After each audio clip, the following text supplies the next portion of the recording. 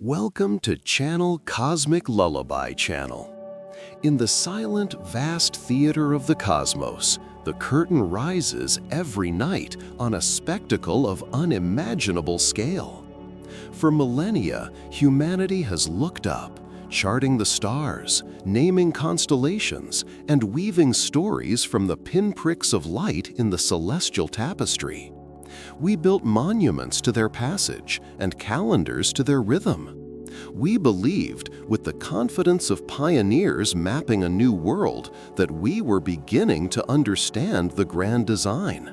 We were wrong. Tonight, we go live with the developing story of a universe far stranger and more mysterious than we ever thought possible. This is not a story of discovery, but of a profound and unsettling ignorance.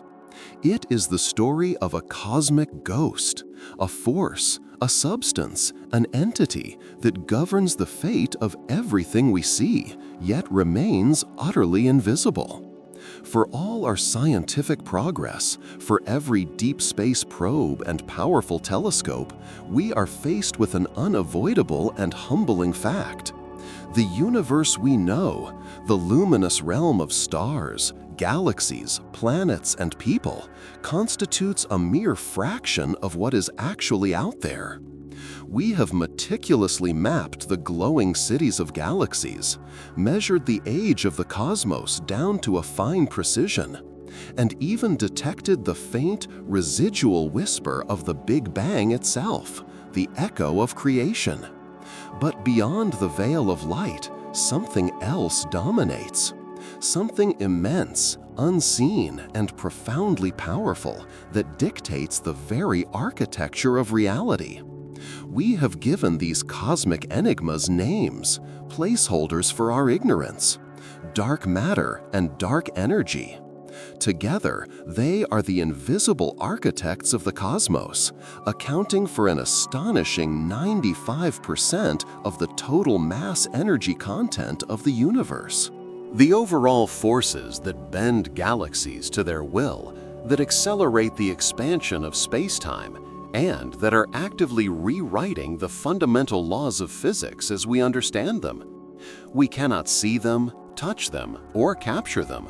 We know they exist not by direct observation, but by their gravitational fingerprints left on the cosmic crime scene. Their effects are undeniable, a shadow government pulling the strings of the visible world. We see the puppets dance, but the puppeteer remains hidden in the dark. Our investigation begins where the first anomaly was detected, in the majestic spinning disks of distant galaxies. These vast cosmic wheels of stars, gas, and dust pirouette through the void, a celestial ballet governed by the laws of gravity. However, when astrophysicists in the 20th century turned their instruments to measure the speed of this rotation, they uncovered a discrepancy so alarming it threatened to shatter the foundations of physics.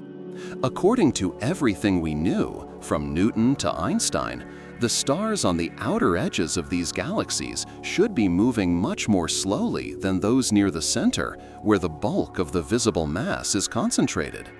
It's a simple principle. The farther you are from the central gravitational source, the weaker its pull, and the slower your orbit. We see it in our own solar system, where distant Neptune plods along at a fraction of Mercury's frantic pace. But that is not what we found. In galaxy after galaxy, the outer stars were moving at impossibly high speeds. They were racing along as if tethered by a force far stronger than the gravity of all the visible matter combined could possibly explain. Based on the stars, gas, and dust we could see, these peripheral stars should have been flung off their cosmic carousel into the desolate emptiness of intergalactic space millions of years ago. Yet they remain locked in their orbits, held in place by an invisible gravitational glue of immense strength. This mysterious glue, this unseen mass, is what we now call dark matter. The name is deceptively simple. We call it dark not because it is malevolent or sinister, but because it is utterly transparent to light and all other forms of electromagnetic radiation. It does not emit, absorb, or reflect photons. It is a ghost in the machine, invisible to our eyes, our radio dishes, our most sophisticated telescopes. And yet, its presence is irrefutable. We deduce its existence by what it does. It gravitationally tugs on galaxies, it bends the light from distant quasars as it passes by, and it provides the hidden scaffolding upon which the entire large-scale structure of the universe is built. By our best estimates, dark matter outweighs all the normal matter, every star, planet, and cloud of gas, by a staggering factor of more than 5 to 1. In the grand cosmic economy, the luminous matter we have studied for centuries is but a rounding error. The real power, the real wealth of the universe is held by this dark, silent partner. The first hints of this shadow world emerged in the 1930s from the work of the brilliant and eccentric Swiss astronomer Fritz Zwicky. While observing the Coma cluster, a dense swarm of thousands of galaxies bound together by gravity, Zwicky noticed that the individual galaxies were moving at tremendous velocities. They were buzzing around like angry bees in a hive, so fast that the gravity from the cluster's visible mass was nowhere near sufficient to keep them from flying apart. He made a bold proposition. There must be a vast amount of unseen mass, which he termed dunkel materia, or dark matter, providing the extra gravitational pull needed to hold the cluster together. For decades, his groundbreaking idea was largely dismissed, relegated to the footnotes of astronomical history. The scientific establishment was not yet ready to confront a universe dominated by the unseen. It was not until the 1970s that his vindication arrived, thanks to the meticulous and persistent work of astronomers Vera Rubin and Kent Ford. As they systematically charted the rotation curves of individual galaxies, they confirmed the same bizarre pattern Zwicky had hinted at. The outer stars were all moving too fast. The flat rotation curves they measured became the smoking gun, irrefutable proof that the gravitational pull of visible matter alone was not the whole story. Since their pioneering work, this anomalous signature has been found in nearly every galaxy we have observed. It's as if each galaxy is embedded within a massive, invisible halo, a spherical cocoon of dark matter whose gravitational influence extends far beyond the visible light. A silent guardian ensuring cosmic stability where there should be chaos. The evidence from galactic rotation was compelling, but it was just the beginning. To truly unmask this cosmic ghost, scientists needed to observe its behavior under more extreme conditions. They needed to see what would happen when this invisible substance was subjected to the most violent event the universe can offer, the collision of entire galaxies. The opportunity came with the observation of a celestial object known officially as 1E 0657-558, but now famously known as the Bullet Cluster. This object is not a single cluster, but the aftermath of a titanic collision between two massive galaxy clusters that tore through each other hundreds of millions of years ago at a staggering speed of 10 million kilometers per hour. It was a cosmic car crash of unprecedented scale, and it provided the perfect laboratory to test the nature of dark matter. When galaxies collide, the stars within them, being small and widely spaced, typically pass by one another like ghosts, their individual gravitational fields too weak to cause direct impacts. However, the vast clouds of interstellar gas that permeate the clusters are a different story. These clouds, which constitute the majority of a galaxy cluster's normal matter, slam into each other, creating a massive superheated shock wave that slows them down dramatically. This process emits intense X-rays, which our space telescopes can detect, allowing us to see precisely where the normal matter has ended up, piled up in the collision center. This is where the mystery deepens. If the extra gravity holding the clusters together was simply an unknown property of this normal matter, or a misunderstanding of gravity itself, then the gravitational center of the merged cluster should coincide with this pileup of hot gas. But when astronomers mapped the mass distribution of the bullet cluster, they found something else entirely. Using a technique known as gravitational lensing, the bending of light from distant background objects by the mass in the foreground, they created a map of where the gravity truly was. The result was a bombshell. The map revealed that the vast majority of the mass was not in the center with the glowing X-ray gas. Instead, it had passed straight through the collision, completely unscathed, like a phantom walking through a wall. The visible matter had been stopped in its tracks, but the invisible mass, the dark matter, had continued on its path, barely noticing the cataclysm. The bullet cluster provided the first direct observational proof that dark matter is a real physical substance, not just an artifact of misunderstood gravitational laws. It demonstrated that dark matter does not interact with ordinary matter, or even with itself, through any force other than gravity. It is the ultimate nonconformist, obeying only the pull of mass and ignoring the chaotic fray of electromagnetism and nuclear forces that govern our luminous world. This powerful forensic tool, gravitational lensing, has since become our primary method for charting the invisible universe. First predicted by Albert Einstein's theory of general relativity, the principle is elegantly simple. Mass tells space-time how to curve, and the curvature of space-time tells light how to move. Any massive object, a star, a galaxy, or a halo of dark matter, acts like a lens in space, warping the path of light that passes near it. When we look at a very distant galaxy, the light from it may pass through an intervening cluster on its journey to Earth. The immense mass of that cluster, including its dark matter halo, distorts the space-time around it, bending the light rays and creating warped, magnified, or even multiple images of the background galaxy. By analyzing these subtle distortions, astronomers can reconstruct a precise map of all the mass in the foreground cluster, both visible and invisible. Time and time again, across countless observations, these maps reveal the same story. There is far more mass present than can be accounted for by the stars and gas we can see. Lensing has allowed us to trace the grand, filamentary structures of the cosmic web, the invisible scaffolding upon which galaxies are strung like pearls on a string. It has shown us that the universe is built on a dark skeleton, and the matter we see is merely the thin layer of skin that clings to it. With such overwhelming indirect evidence, the existence of dark matter is now a cornerstone of modern cosmology.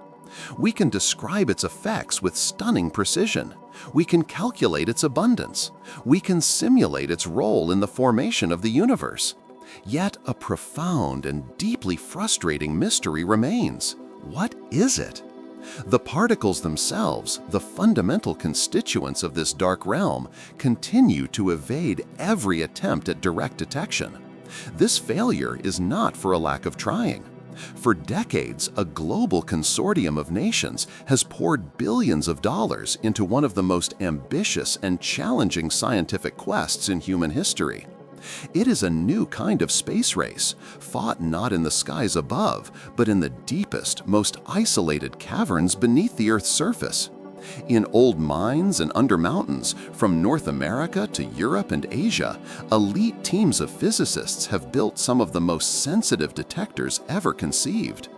These experiments are shielded by kilometers of solid rock to block the constant hail of cosmic rays and other background radiation that could mimic a dark matter signal. They are engineering marvels, operating in near-perfect silence and at temperatures colder than deep space, all waiting for a single, fleeting event. The moment a dark matter particle, having traveled across the galaxy for eons, finally bumps into an atomic nucleus in one of these pristine detectors. The problem is one of interaction, or rather, the lack of it. Dark matter seems to be defined by its aloofness. It interacts with our world almost exclusively through the gentle, long-range force of gravity, and perhaps, theorists speculate, through the weak nuclear force, the same force responsible for certain types of radioactive decay. This makes it extraordinarily difficult to catch. Trillions of these particles are likely streaming through your body every second, passing through the Earth and everything on it as if it were empty space, leaving no trace of their passage. To catch one is to attempt the impossible, to grab a ghost.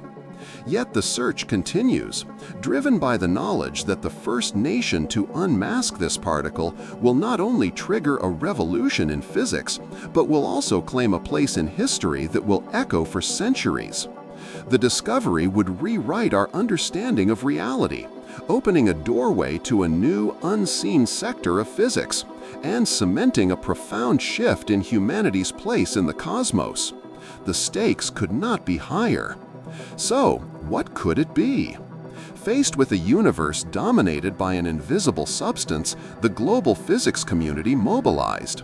The hunt for the dark matter particle became one of the most critical and well-funded endeavors in modern science, a sprawling international effort that pushed the boundaries of technology and theory. For decades, the field was dominated by a single heavyweight contender, the WIMP, or weakly interacting massive particle.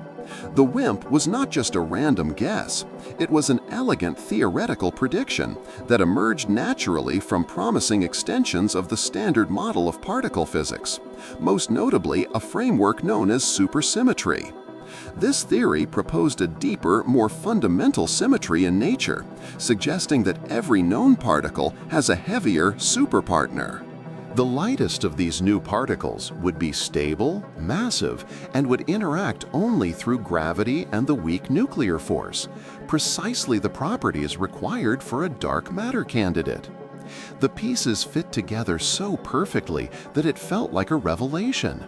Physicists call this the WIMP miracle.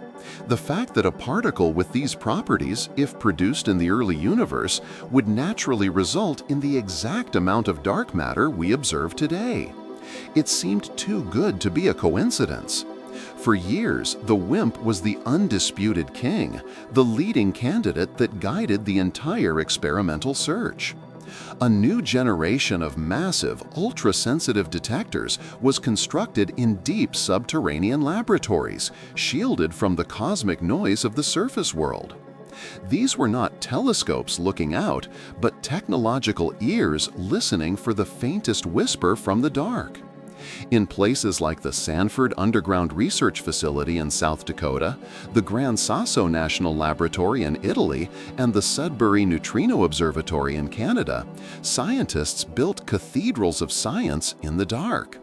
At their hearts were vessels filled with hyper-pure materials like liquid xenon, germanium crystals, or supercooled silicon, all waiting in absolute silence for a rare and momentous collision. The principle was straightforward. If trillions of WIMPs are passing through the Earth, one of them might, just occasionally, strike an atomic nucleus in the heart of a detector, causing it to recoil and release a tiny, detectable flash of light or charge.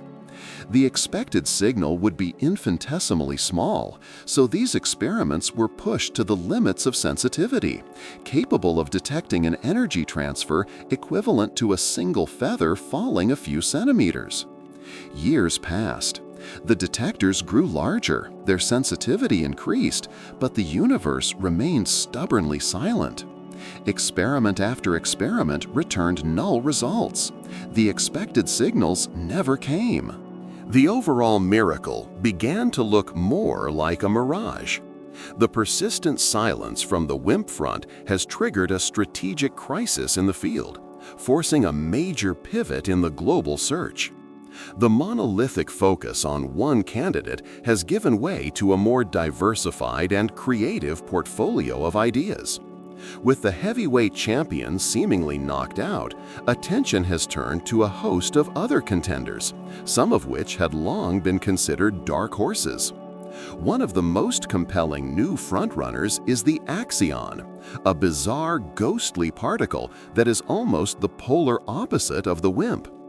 Whereas WIMPs were envisioned as heavy, the axion is predicted to be incredibly lightweight, perhaps trillions of times less massive than an electron. Axions were not invented to solve the dark matter problem. They were first proposed in the 1970s to resolve a complex issue in the theory of the strong nuclear force, known as the strong CP problem. The fact that they could also be the dark matter is a compelling feature.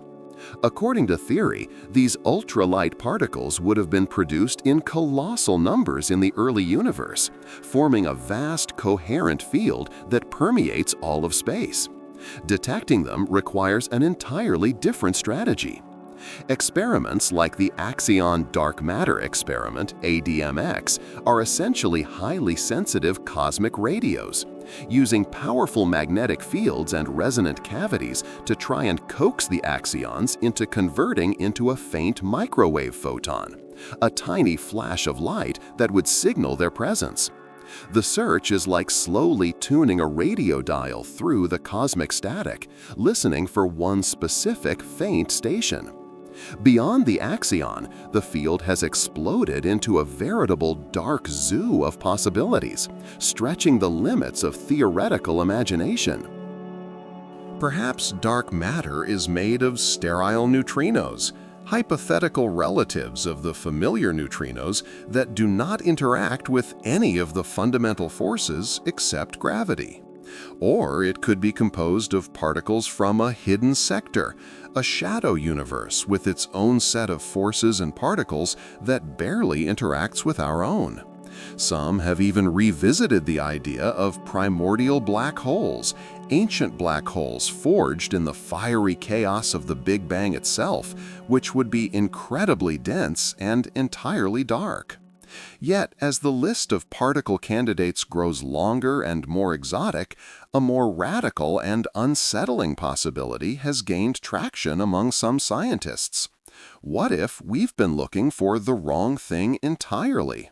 What if dark matter isn't a particle at all? This line of thinking has given rise to an alternative approach known as MOND. MOND proposes that there is no missing mass. Instead, our understanding of gravity itself is incomplete. The theory suggests that on the vast scales of galaxies and galaxy clusters, gravity simply doesn't behave as Einstein's equations predict. It posits a subtle modification to the law of gravity, one that becomes significant only at very low accelerations, precisely the kind experienced by stars on the edges of galaxies. This alternative framework has had some remarkable successes in predicting galactic rotation curves without invoking dark matter at all. However, it has struggled to explain phenomena like the bullet cluster and the large-scale structure of the cosmic web, and it remains a controversial minority view. Nonetheless, it represents the ultimate paradigm shift. Perhaps the ghost isn't a new substance, but a fundamental flaw in the laws we hold most sacred.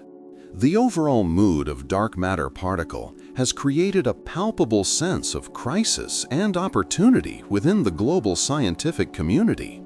The world's most brilliant minds, backed by billions of dollars in public and private funding, have been chasing a ghost, and the ghost remains tantalizingly out of reach. But this persistent failure has forced a critical shift in strategy. While one international front continues the high-stakes hunt for the particle itself, another has pivoted to a different, equally profound line of inquiry. If we cannot yet determine what dark matter is, we can, with astonishing precision, determine what it does. And what it does, it turns out, is everything. The story of dark matter is not just the story of missing mass. It is the secret origin story of the cosmos as we know it. Without this invisible architect, the luminous universe of stars and galaxies would simply not exist. To understand why, we must rewind the clock to the very dawn of time, to the moments immediately following the Big Bang. In that primordial era, the universe was an unimaginably hot, dense, and chaotic soup of fundamental particles and intense radiation.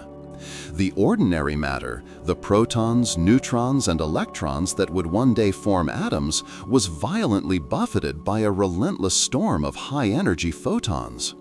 The pressure from this radiation was so immense that it acted like a cosmic hurricane, preventing normal matter from collapsing under its own gravity. Any fledgling clump of matter that tried to form would be instantly blasted apart by the light. The universe was too hot, too energetic, too chaotic for structure to take hold. Normal matter was trapped in a kind of cosmic stasis, unable to build anything. But dark matter was different. By its very nature, it was immune to this chaos. Unaffected by the electromagnetic force, it did not interact with the searing radiation of the early universe. While normal matter was being tossed about in the cosmic storm, dark matter was the calm beneath the waves. It was free to obey the serene, persistent call of gravity. And so, even in the earliest moments of time, while the rest of the universe was a uniform, fiery fog, tiny fluctuations in the density of dark matter began to grow. These were the seeds of everything to come. Regions with slightly more dark matter than average began to pull in more, slowly and inexorably collapsing into ever denser clumps. These clumps became the first gravitationally bound structures in the universe, vast, invisible halos of dark matter. They were the silent pioneers, settling the cosmic frontier long before normal matter could. They formed a hidden gravitational infrastructure, a vast, invisible scaffolding upon which the visible universe would later be built. These dark matter halos created deep gravitational wells, pockets of intense gravity that would lie in wait patiently for the universe to cool down. It took nearly 400,000 years, but eventually the cosmos expanded and cooled enough for the radiation to lose its overwhelming power. Normal matter was finally freed from its photonic prison. As the universe became transparent, this ordinary matter, now free to move, began to feel the irresistible pull of the gravitational wells that had been prepared for it. It began to fall into the pre-existing dark matter halos, like water flowing into a network of unseen valleys. This process is the genesis of all cosmic structure. The ordinary matter, drawn into the hearts of these dark halos, compressed and cooled, eventually igniting to form the first stars and galaxies. The dark matter provided the framework, the blueprint, and the gravitational muscle. The normal matter was simply the luminous material that filled in the design. We can see this epic story unfold, not just in theory, but in breathtaking detail through supercomputer simulations of cosmic evolution.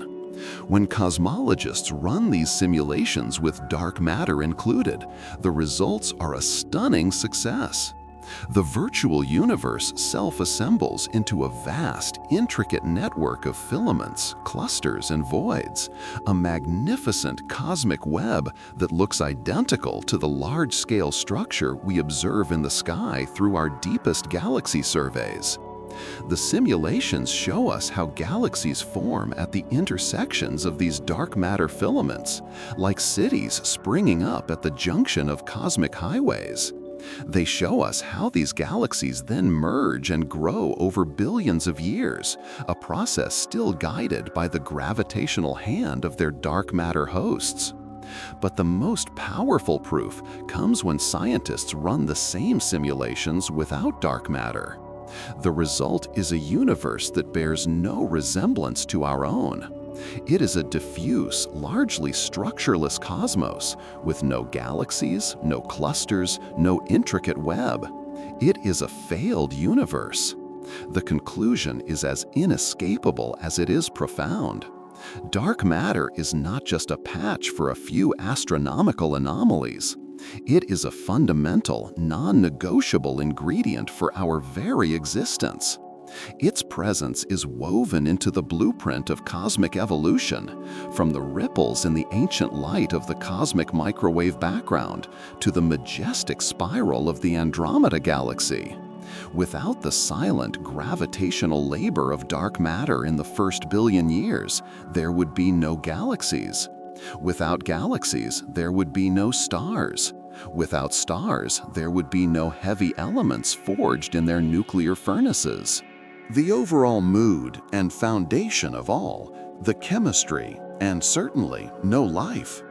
The fact that we are here, on a rocky planet orbiting a stable star, able to ponder these questions, is the most direct evidence of all that the universe is built on a foundation we cannot see. The scaffolding is everywhere, holding up the cosmos, yet the beams remain utterly invisible. And so the greatest manhunt in the history of science is underway. The quarry is the most elusive fugitive in the cosmos. Its fingerprints are everywhere, yet the suspect itself has never been seen. After decades of relentless searching involving thousands of scientists and a global investment rivaling national defense budgets, not a single confirmed dark matter particle has ever been directly observed in a laboratory. This staggering lack of success has become a central crisis in modern physics, a source of profound frustration and intense strategic debate. The problem is not one of technology or effort, but of fundamental interaction. The world we know is a rich and noisy place. Ordinary matter reveals itself in 1,000 ways, through charge, light, heat, and friction. But dark matter is the ultimate minimalist. It seems to interact with the universe almost exclusively through the subtle, universal force of gravity, and perhaps just barely through the weak nuclear force. This makes it the ultimate ghost, a phantom that slips through the solid world as if it were nothing.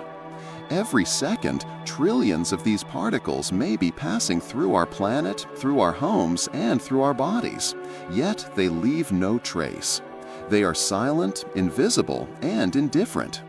To catch such a specter, the international scientific community has gone to extraordinary lengths, building some of the most extreme and isolated environments on Earth. Deep beneath the mountains of Italy, in the abandoned shafts of a South Dakotan gold mine, and in cavernous halls below the Canadian Shield, a new generation of scientific instruments has been brought online. These are not telescopes that look up, but traps that lie in wait. The strategy, known as direct detection, is a high-stakes gamble based on a simple yet infinitesimally rare possibility. Inside these heavily shielded detectors, chambers filled with ultra-pure liquid xenon or germanium crystals are cooled to temperatures colder than deep space. In this state of profound stillness, scientists wait for a single stray dark matter particle, a WIMP for instance, to score a direct hit on an atomic nucleus. Such a collision would transfer a minuscule amount of energy, causing the nucleus to recoil and produce a faint flash of light or an electrical charge, a signal that would be amplified and recorded as the first ever direct contact with the dark universe. To prevent false positives from cosmic rays or natural radioactivity, these laboratories are buried under kilometers of rock, their detectors built from materials screened for the lowest possible levels of radiation. They are the quietest, cleanest, most isolated places humanity has ever created. Yet, even in this perfect silence, the universe has refused to speak. Decade after decade, these experiments have grown larger and more sensitive, pushing the limits of what is technologically possible, and decade after decade, the results have been the same: a frustrating, deafening silence. This profound lack of discovery extends to other fronts in the war on cosmic ignorance. At the Large Hadron Collider near Geneva, Switzerland, the most powerful particle accelerator ever built, physicists have tried a different tactic. Instead of waiting for dark matter to come to them, they have tried to create it themselves. By smashing protons together at nearly the speed of light, they recreate the energy conditions of the early universe, hoping to see dark matter particles emerge from the fireball of the collision. The signature would be subtle, a telltale imbalance in the energy and momentum of the debris, signaling that something invisible and massive had been produced and escaped the detector. But here too, the search has come up empty. At the same time, space-based observatories like the Fermi Gamma Ray Space Telescope have scoured the heavens, looking for a third line of evidence: dark matter annihilation. In regions where dark matter is thought to be densest, like the center of our own Milky Way galaxy, these particles might collide and annihilate each other, producing a faint, telltale glow of high-energy gamma rays. Yet again, despite years of observation, no definitive, unambiguous signal has ever been found. The ghost remains a ghost. This string of failures has forced a humbling and necessary reckoning within the physics community. The initial confidence, buoyed by elegant theories like supersymmetry that predicted WIMPs with specific properties and masses, has evaporated. As experiment after experiment has ruled out the most promising versions of these theories, the goalposts have shifted. The parameter space, the vast range of possible masses and interaction strengths a dark matter particle could have, has widened dramatically. Dark matter could be far lighter or far heavier than we first assumed. It may interact even more weakly than we dared to imagine, or it may not be a particle at all. It could be a diffuse, wave-like field, or a complex ecosystem of hidden particles that interact with each other in ways we can't yet predict. The failure to find the WIMP was not just the failure of one experiment. It was the collapse of a guiding theoretical paradigm, leaving physicists in a new, uncertain, and far more complex landscape. This is what makes the dark matter problem so profound, so much more than a simple case of a missing piece in a cosmic puzzle. The persistent failure to detect a particle is not just an experimental setback. It is a declaration. The universe telling us in no uncertain terms that our map of reality is not just incomplete, it is fundamentally wrong. The standard model of particle physics stands as one of the towering achievements of human intellect. It is a breathtakingly successful theory that describes with surgical precision all the known fundamental particles and the forces through which they interact. It predicted the existence of the Higgs boson decades before it was discovered, and its predictions have been verified by countless experiments to an astonishing degree of accuracy. For a generation, it seemed we were closing in on a final theory of matter. But the standard model has a glaring, catastrophic omission. It contains no place for dark matter. The particle that makes up 85% of the mass in the universe is simply not on the list. It is an outsider, an alien, a refugee from a physics we do not yet comprehend. Whatever dark matter is, it lies beyond the beautifully constructed, well-tested framework of our most successful theory. This means its discovery will not be an incremental addition like finding a new element for the periodic table. It will be a revolution. This is why the search has become a silent, high-stakes geopolitical contest. The nation or consortium that first identifies the dark matter particle will not just be awarded a Nobel Prize. It will hold the keys to a new era of physics, technology, and perhaps even philosophy. It is a doorway to an entirely new, unseen reality, and to pass through it first is to secure a place of unparalleled scientific and intellectual leadership for the century to come. We may be on the verge of discovering entire new realms of particles and forces, a hidden periodic table that has governed the cosmos in secret since the beginning of time. Our current view of matter is based on a familiar, almost provincial set of building blocks: protons, neutrons, and electrons, interacting through the four known forces. But nature may be infinitely more diverse, more complex, and more subtle. Dark matter may not just be a single particle. It could be the first clue, the tip of an immense, unseen iceberg. It may be the first emissary from a dark sector or shadow world of physics, a parallel reality with its own families of particles, its own unique symmetries, perhaps even its own dark forces. This possibility reshapes not just cosmology, but our entire conception of the universe. The matter we have studied for centuries, the stuff of stars, planets, and ourselves, might be nothing more than a thin, luminous glaze on the surface of a much deeper, darker reality. We are like cartographers who have spent all of history meticulously mapping a single small island, only to discover that it is floating on the surface of a vast hidden ocean that is thousands of times larger and deeper than the land we know. We have been studying the luminous icing, while the immense dark cake below has gone completely unnoticed. This realization is as humbling as it is transformative. It suggests that what we call normal matter may not be normal at all. It is simply what is familiar to us. We are the anomaly. Our luminous world is the rare exception in a cosmos that is, by its very nature, overwhelmingly dark. We have spent centuries looking out at the universe, believing we were seeing the whole picture. The overall mood truly dominates. Then we must confront the fact that most of the universe has remained invisible to us, not just in appearance, but in its fundamental essence. The search for dark matter, then, is no longer simply an astronomical problem.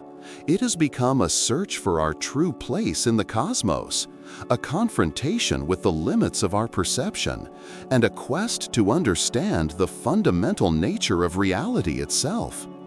The silence from our detectors is not a sign of failure, but a challenge to think beyond our current models, to imagine a universe far stranger than we ever dared, and to accept that the greatest discoveries may lie not in the light, but in the profound and overwhelming darkness.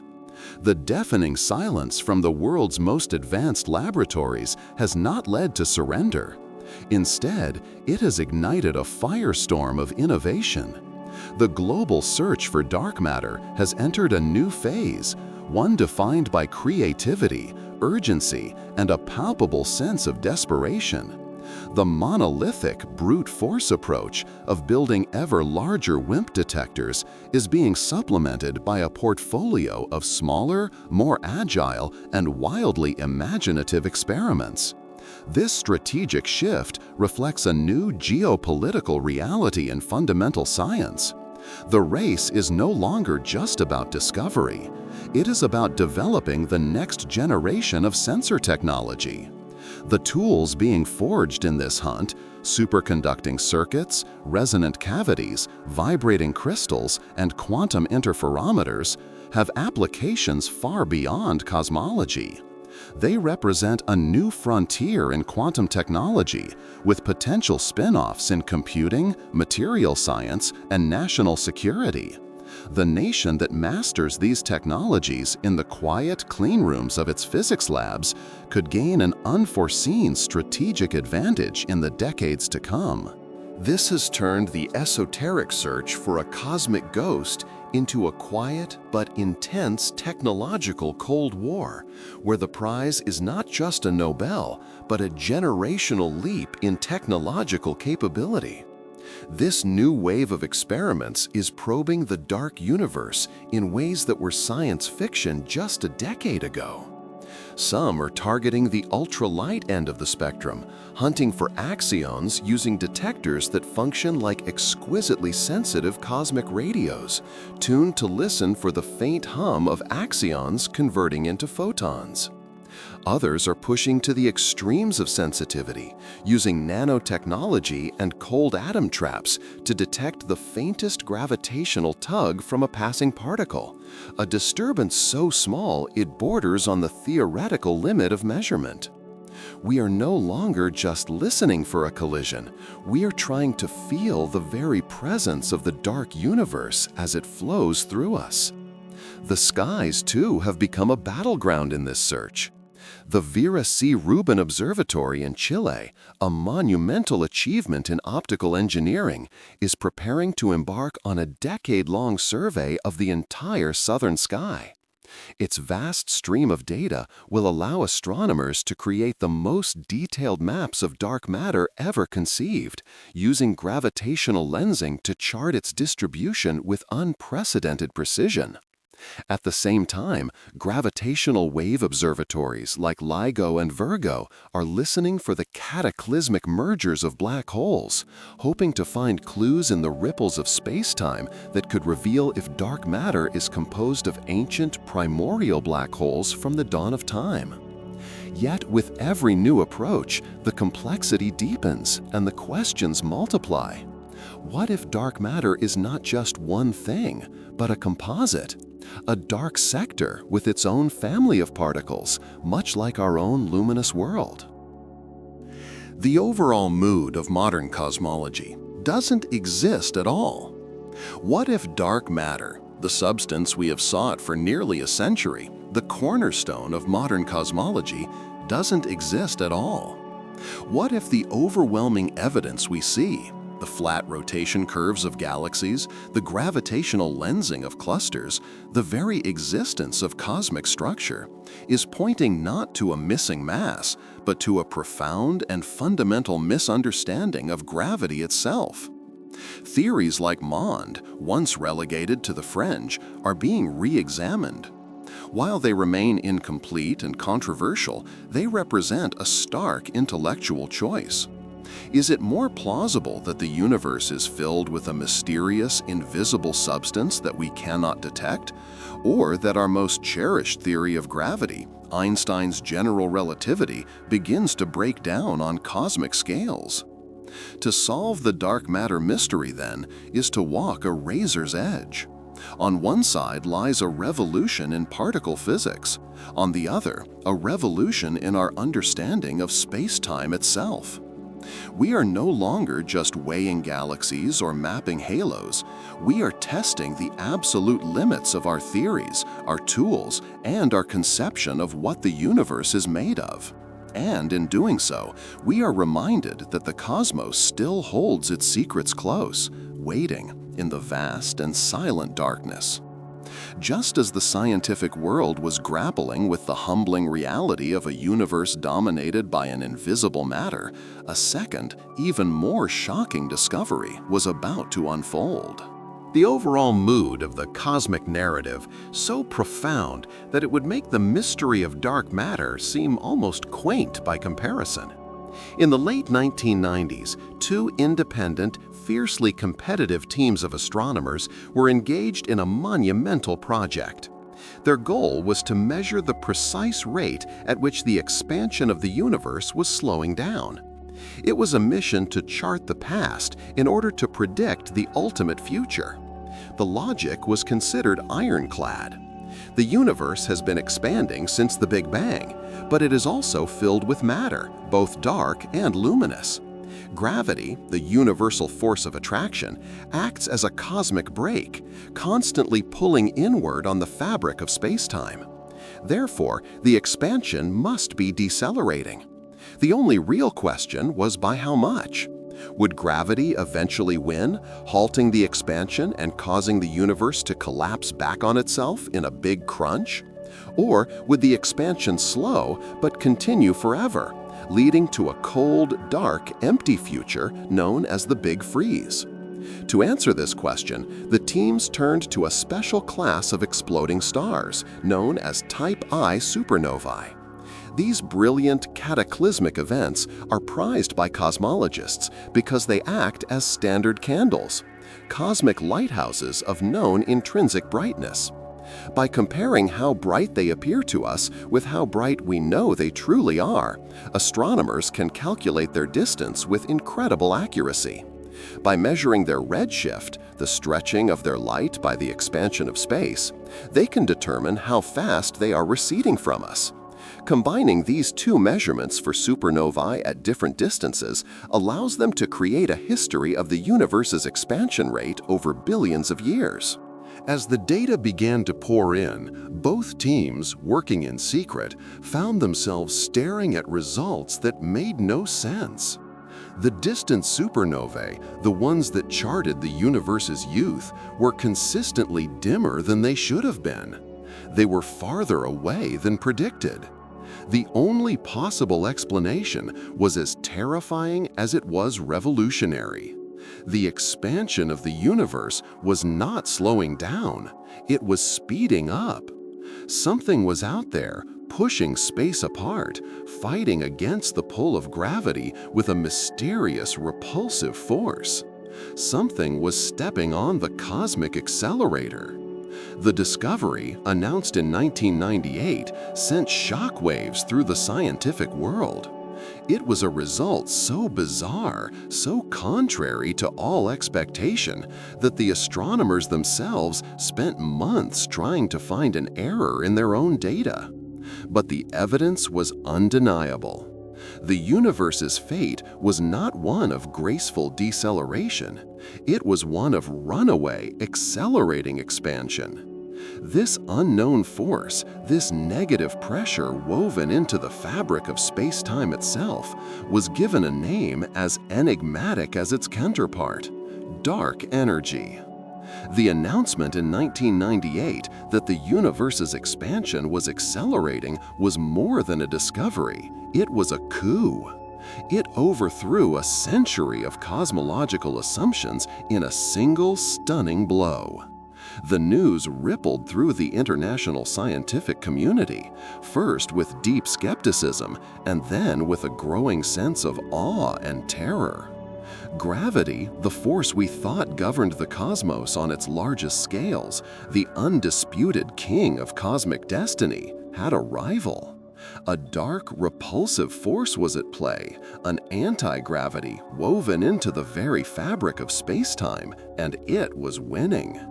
This was not a minor correction to our models. This was the revelation that we were living in a fundamentally different kind of universe than we had ever imagined. The overall mood was now on, not just to confirm this astonishing fact, but to identify the culprit. The investigation immediately focused on a prime suspect, one with a storied and almost mythical past. An idea born from the mind of Albert Einstein himself, which he had later renounced as his biggest blunder. It was called the cosmological constant. Designated by the Greek letter lambda, the cosmological constant was a term Einstein introduced into his equations of general relativity in 1917. At the time, the prevailing view was that the universe was static, eternal, and unchanging. But his own equations told him this was impossible. A universe full of matter should collapse under its own gravity. To counteract this, Einstein added a fudge factor, a mathematical term representing a constant, intrinsic energy density of empty space, which would exert a subtle, repulsive force to hold the universe in perfect balance. When Edwin Hubble discovered a few years later that the universe was, in fact, expanding, Einstein famously abandoned the idea, lamenting his failure to predict the expansion himself. For decades, the cosmological constant was treated as a historical footnote, a cautionary tale against bending theory to fit preconceived notions. But now, in a stunning act of cosmic vindication, his discarded idea was resurrected, not as a mistake, but as the leading explanation for the most profound cosmic mystery of the modern age. In this new context, lambda represents a fixed, uniform energy that fills all of space, never changing, never diluting as the universe expands. It is the ultimate constant of nature, a fundamental property of the vacuum itself. However, it is crucial to understand the strategic distinction between two key terms. The cosmological constant is a specific, well-defined hypothesis. The energy of empty space is constant and unchanging. Dark energy, by contrast, is a much broader and more agnostic term. It is the placeholder for whatever is causing the accelerated expansion. While the cosmological constant is the simplest and most favored candidate, dark energy encompasses a whole range of more exotic and dynamic possibilities. What if this energy isn't constant? What if it evolves over time, its strength changing as the universe ages? These alternative theories fall under the umbrella of dynamic dark energy, with one of the most studied models known as quintessence 8. In these scenarios, dark energy is not a static property of space, but a dynamic field, similar to the Higgs field or the inflationary field that drove the Big Bang. Depending on the behavior of this field, the universe could be destined for a variety of spectacular and terrifying fates. It could expand forever. It could one day slow down and reverse course. Or it could end in a big rip, where the repulsive force grows so strong it tears apart galaxies, stars, planets, and even atoms themselves. The question of whether dark energy is a constant or a field has become one of the most critical and fiercely debated issues in all of science, because the answer will determine the ultimate destiny of everything we know. No matter the specific model, the operational reality is the same. Dark energy utterly dominates the cosmic economy. Our most precise measurements, gathered from a convergence of supernova data, the cosmic microwave background, and large-scale galaxy surveys, have allowed us to draw up a new cosmic budget. The results are humbling. All of the normal luminous matter, every star, galaxy, and gas cloud, makes up less than 5% of the universe. The mysterious dark matter, the invisible scaffolding of the cosmos, accounts for about 27%. The overall matter, the vast, overwhelming supermajority, is dark energy, 11. This invisible, repulsive force is the most powerful and influential component of the cosmos. It does not clump together like matter, and unlike matter, its density does not decrease as space expands, 12. Instead, it exerts a persistent negative pressure, a repulsive force that is an intrinsic property of space-time itself, 13. This subtle yet relentless push is now the primary driver of cosmic evolution, reshaping the universe's large-scale structure, controlling its expansion rate, and sealing its ultimate fate, 14. We find ourselves in a universe where the two most dominant players, accounting for a combined 95% of reality, are complete and utter mysteries. We are living in a dark universe, governed by forces we have only just begun to name. For billions of years, the universe was the stage for a titanic, unseen battle. It was a cosmic tug-of-war, a struggle for dominion fought across the entire expanse of space-time. In one corner stood matter, both the luminous and the dark. Driven by the relentless, attractive force of gravity, its mission was to pull things together. Matter was the great builder, the architect of structure. It gathered primordial clouds of gas, forged the first galaxies, and diligently carved the intricate filaments of the great cosmic web. Under its reign, the universe was a place of assembly, of coalescence, of creation. In the opposite corner stood dark energy, the mysterious, repulsive force woven into the vacuum. Its mission was the opposite: to push things apart, to stretch the fabric of reality, to drive cosmic expansion. For the first 9 billion years of cosmic history, matter had the upper hand. The universe was denser, galaxies were closer together, and the force of gravity was the undisputed champion. The expansion that began with the Big Bang was still happening, but it was being held in check, its pace slowed by the immense gravitational pull of all the matter in the cosmos. This was the golden age of cosmic construction. But the balance of power was destined to shift. As the universe continued to expand, the density of matter began to decrease. The same amount of matter was spread out over an ever larger volume of space, and as a result, its gravitational influence grew weaker.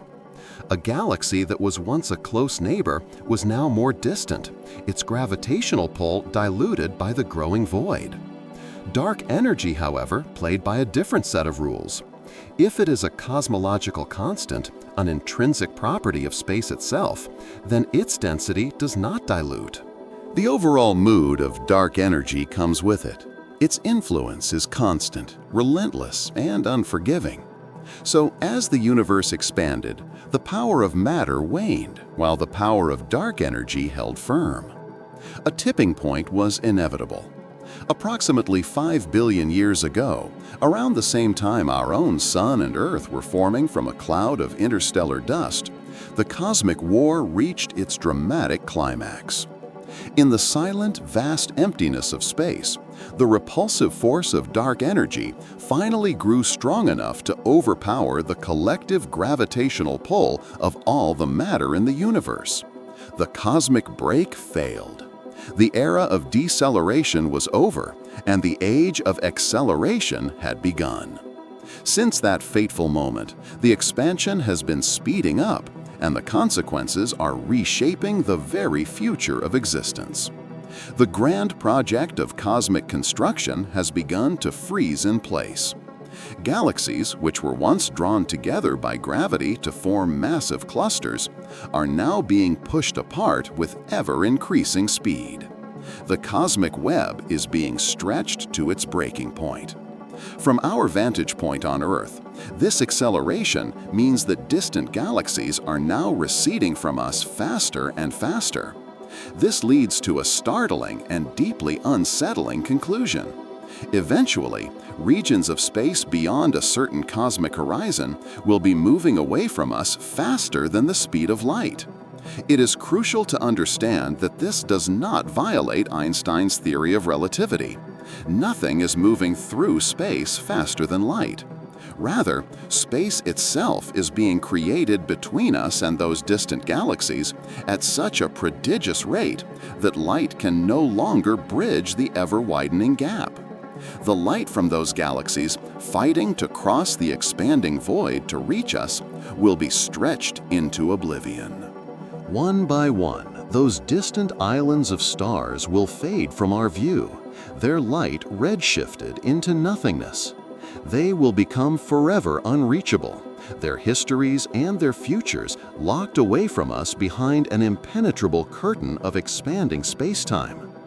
This paints a picture of the distant future that is profoundly lonely. The cosmic narrative is no longer one of connection and assembly, but of isolation and decay.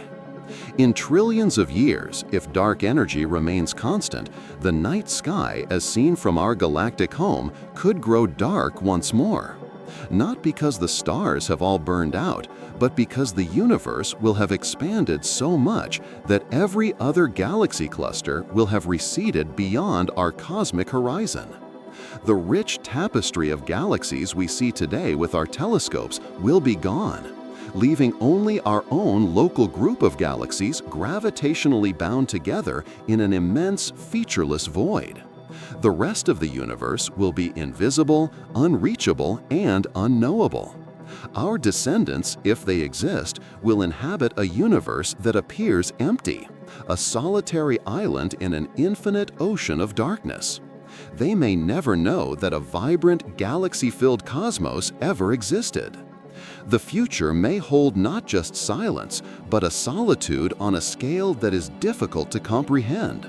A big freeze where the universe grows ever colder, darker, and emptier. And yet, this is only one possible fate, a forecast based on the assumption that dark energy is a cosmological constant. The truth is, we still do not know its fundamental nature. Is it truly constant? Is its strength changing over time? Is it even real? Or is it, like the phantom of dark matter, a sign that our understanding of gravity on the largest scales needs a radical revision? These are not questions of idle speculation. The overall mood of physics to the nature of space and time themselves. The ultimate destiny of the universe hangs in the balance, entirely dependent on the answer to a question we have not yet begun to solve. To confront a force as elusive and pervasive as dark energy, humanity has been forced to weaponize the cosmos itself. The universe has become our laboratory, and the faint light from dying stars and ancient radiation has become our data. This is a new kind of intelligence gathering, a war of observation fought not with spies and satellites, but with deep space telescopes and supercomputers, waged by a global alliance of scientists on a quest to understand the ultimate fate of reality. The challenge is monumental. How do you measure something that is invisible, intangible, and uniformly spread across 14 billion light-years of space-time? The answer is to look for its influence, its subtle but undeniable effects on the history of cosmic expansion. To do this, astronomers have developed an arsenal of sophisticated and powerful observational techniques, each providing an independent line of evidence, all converging on the same terrifying conclusion. The primary weapon in this arsenal, and the one that first broke the story of our accelerating universe, is the Type Ia supernova 1. These stellar explosions are the titans of the cosmic stage, the brilliant death throes of a specific type of star known as a white dwarf. When a white dwarf in a binary star system siphons enough matter from its companion, it reaches a precise critical mass and detonates in a thermonuclear explosion of unimaginable power. Because they all explode in nearly the same way, their intrinsic brightness is remarkably uniform. This makes them the perfect standard candles, cosmic lighthouses scattered across the vast ocean of space. By comparing their known, true luminosity with how bright they appear to us, astronomers can calculate their distance with extraordinary precision. When combined with a measurement of their redshift, the degree to which their light has been stretched by the expansion of space, these stellar beacons allow us to reconstruct a precise timeline of how the universe has expanded over billions of years. It was this method that provided the first world-shattering evidence for cosmic acceleration, earning its pioneers the Nobel Prize in Physics and plunging the world into a new cosmological paradigm. But in a discovery of this magnitude, one line of evidence is never enough. Corroboration is essential. That confirmation came from the oldest light in the universe, the cosmic microwave background, CMB. The CMB is the faint residual afterglow of the Big Bang, a fossil snapshot of the universe when it was just 380,000 years old. This ancient light is not perfectly uniform. It is imprinted with tiny, almost imperceptible fluctuations in temperature, minute ripples that represent the seeds of all future structure. These fluctuations are a veritable Rosetta Stone of cosmology, encoding a wealth of information about the age, geometry, and composition of the early universe. When cosmologists build models to predict the precise pattern of these ripples, the models only fit the observed data from our satellites like Planck and WAMAP if a powerful component of dark energy is included. Without it, the picture simply doesn't match. The CMB provides a powerful, independent confirmation that dark energy is not an observational error, but a fundamental constituent of our cosmos. Further lines of evidence have since solidified the case. These include baryon acoustic oscillations, BAO, which are subtle, large-scale patterns in the distribution of galaxies, like frozen sound waves from the early universe that act as a cosmic measuring stick, 13. And weak gravitational lensing, where the shapes of distant galaxies are slightly distorted by the intervening web of dark matter, allows us to map the tug-of-war between gravity's pull and dark energy's push, 14.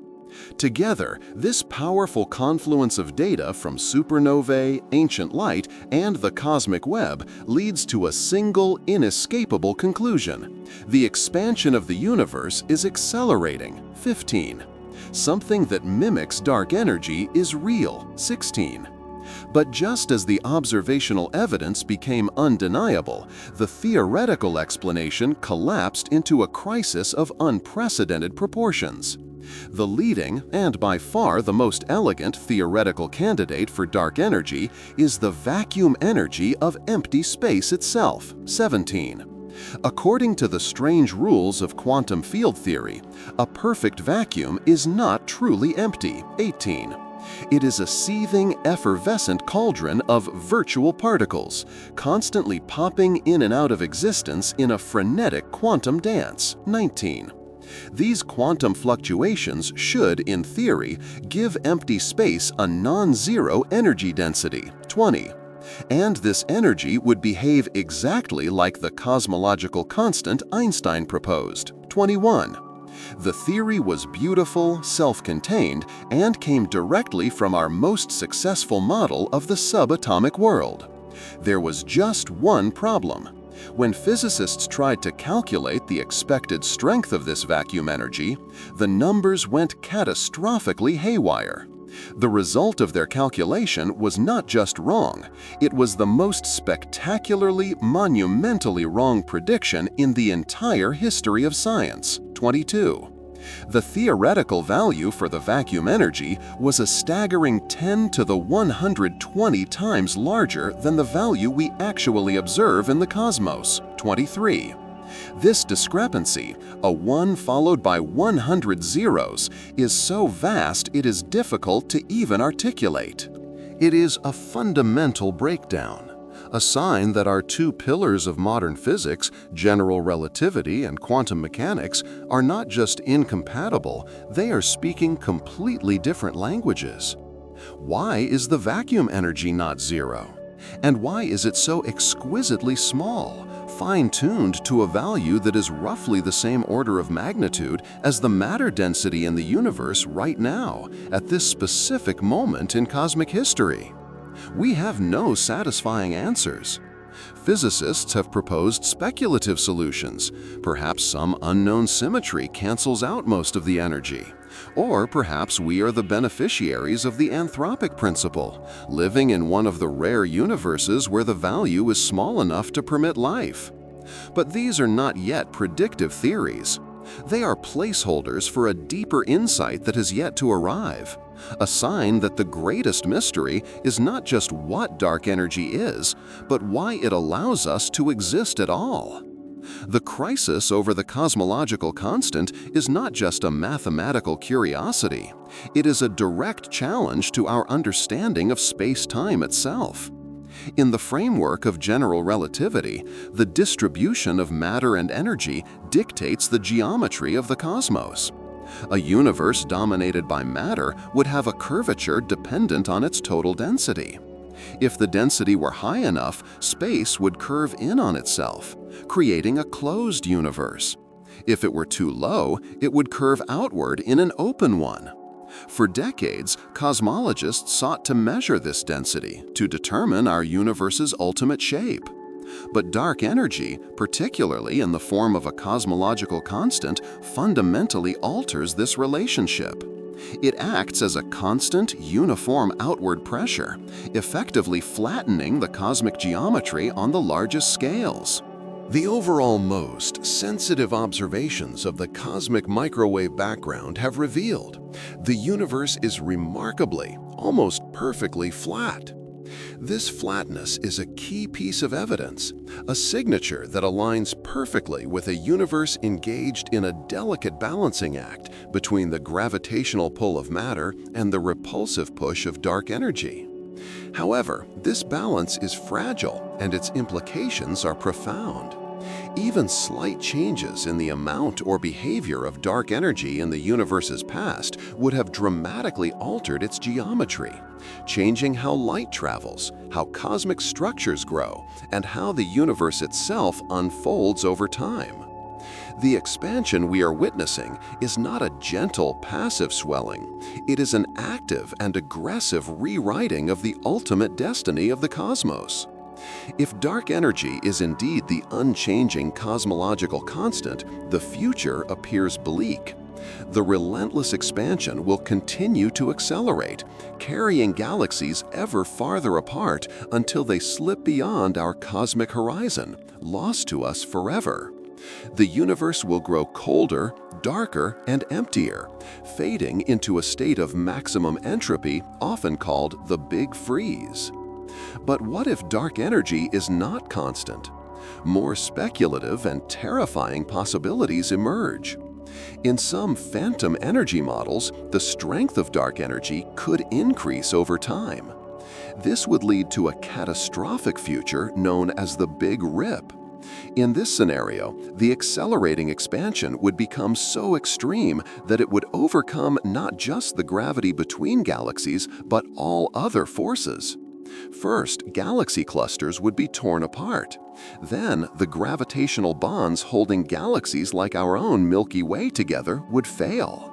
The overall mood, a cold, empty freeze, to a violent, fiery rip, hinges on the fundamental physics of a force we have only just discovered and do not understand. We are, at this moment, merely guessing at the final chapter of the cosmic story. To close this critical intelligence gap, a new generation of advanced observatories and surveys has been deployed, representing a major strategic investment by the world's leading space agencies and scientific consortia. This is a coordinated global effort to move beyond simply confirming dark energy's existence and to begin constraining its properties. The European Space Agency's Euclid Space Telescope is currently undertaking an unprecedented mission to map the geometry of the dark universe. Over the course of its mission, it will observe billions of galaxies, charting their positions and measuring their shapes to track the influence of dark energy over the past 10 billion years of cosmic history. Complementing this effort from the ground is the Vera C. Rubin Observatory in Chile. Its decade-long Legacy Survey of Space and Time, LSST, will scan the entire visible southern sky every few nights, creating a dynamic, time-lapse movie of the cosmos. This will yield an enormous data set on supernovae, weak gravitational lensing, and galaxy clustering, providing multiple independent probes of dark energy's behavior. In the coming years, NASA's Nancy Grace Roman Space Telescope will join the hunt, using its wide-field infrared vision to peer even deeper into cosmic history, detecting the subtle signatures of cosmic acceleration with unparalleled precision.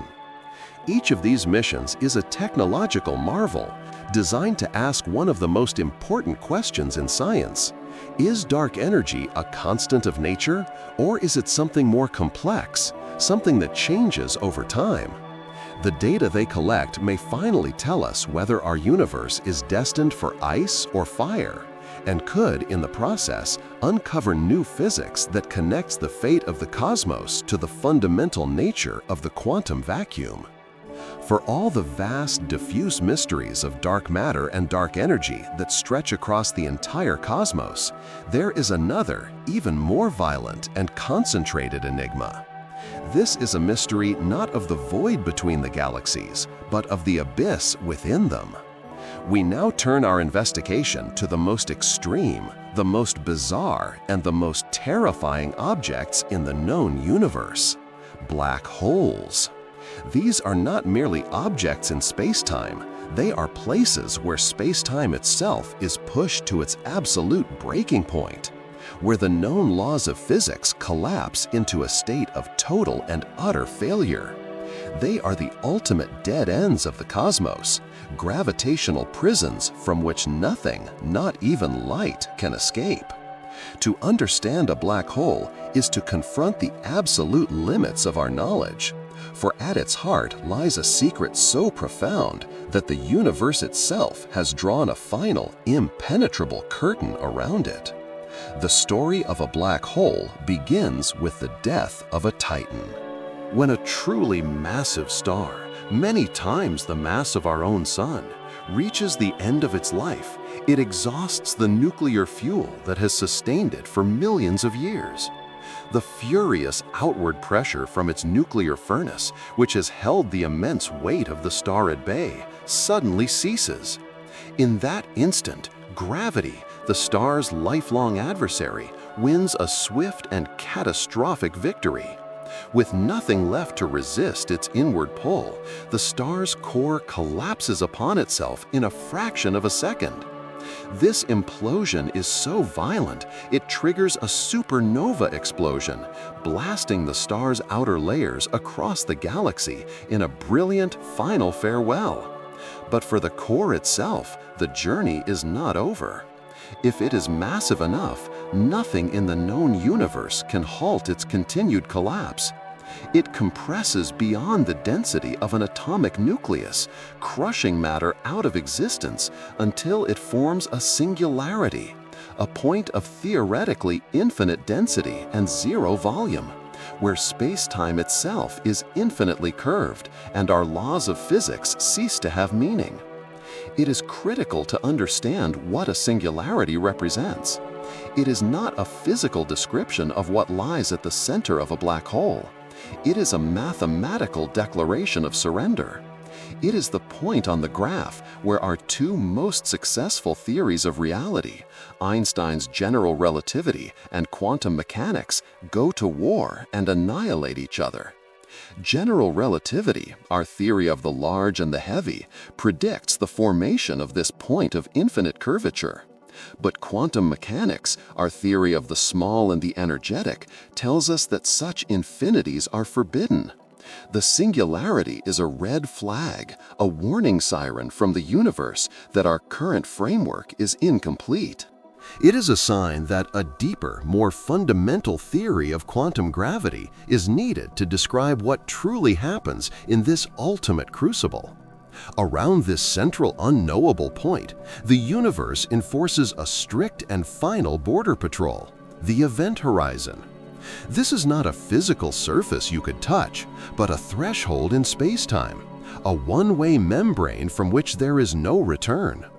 It is the precise distance from the singularity where the gravitational pull becomes so immense that the escape velocity exceeds the speed of light. Cross this boundary and your fate is sealed. Return becomes a physical impossibility. The event horizon acts as a perfect cosmic sensor, shielding the central singularity and its attendant breakdown of physics from the view of the outside universe. It is a veil that no signal can pierce, locking the deepest mystery of the cosmos behind a wall of impenetrable silence. We can know that a black hole exists by its profound gravitational influence on the stars and gas around it, but we can never know what lies within its final sanctum. For decades, the accepted wisdom was that black holes were brutally simple objects, cosmic sinkholes defined entirely by just three properties: their mass, their electric charge, and their spin. They were thought to be the perfect cosmic criminals, swallowing stars, gas, and light, but leaving no clues behind, just a dark and featureless gravitational footprint. They were the end of the story. But in the 1970s, a stunning theoretical breakthrough from the mind of Stephen Hawking was about to change everything. It was an insight that would combine the laws of gravity with the strange rules of quantum mechanics and reveal that black holes were not the perfect prisons we imagined. They were not completely black after all. In a stunning intellectual maneuver that would redefine the very nature of reality, Stephen Hawking declared that black holes are not completely black. By brilliantly weaving together the disparate threads of Einstein's general relativity and the bizarre rules of quantum field theory, he demonstrated that these cosmic prisons are not perfect. Instead, they leak. They emit a faint, steady glow of particles, a thermal radiation that would eventually be named in his honor, Hawking radiation. This was a revolutionary insight, a theoretical bombshell that sent shockwaves through the world of physics. Because it implied that black holes, the symbols of eternal permanence, have a finite lifespan. They are not immortal, they evaporate. The mechanism he proposed is a direct consequence of the quantum weirdness that governs the vacuum of empty space. According to quantum field theory, empty space is not empty at all, but a roiling sea of virtual particles that constantly pop into and out of existence in pairs, a particle and its antiparticle. They exist for only a fleeting moment before annihilating each other, a process that happens everywhere, all the time. But near the razor's edge of a black hole's event horizon, this delicate dance is violently interrupted. Occasionally, a virtual particle pair will materialize at the exact boundary. One particle falls across the event horizon, lost forever to the singularity, while its partner escapes into space. From the perspective of a distant observer, it looks as if the black hole has just spat out a particle. To conserve energy, the black hole must pay for this emission, and it does so by sacrificing a tiny fraction of its own mass. The process is incredibly slow for large stellar mass black holes, taking longer than the current age of the universe for them to evaporate completely. The overall mood was undeniable. Over eons, if a black hole consumes no new matter, it will slowly shrink, radiate away its mass, and eventually vanish in a final brilliant burst of radiation. This was a groundbreaking discovery, but it immediately gave rise to a paradox so deep, so profound, that it has threatened to shatter the very foundations of modern physics for the past 50 years. It is known as the black hole information paradox, and it represents a head-on collision between the two great pillars of our understanding of the universe. The crisis centers on one of the most sacred and fundamental tenets of quantum mechanics. Information is never truly lost.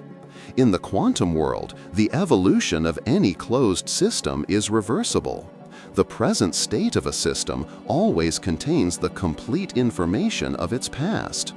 This principle, known as unitarity, is the bedrock upon which all of quantum theory is built. If you burn a book, for example, the information in it is not truly destroyed. In principle, if you could collect every particle of smoke, every photon of light, and every speck of ash, you could reconstruct the original text.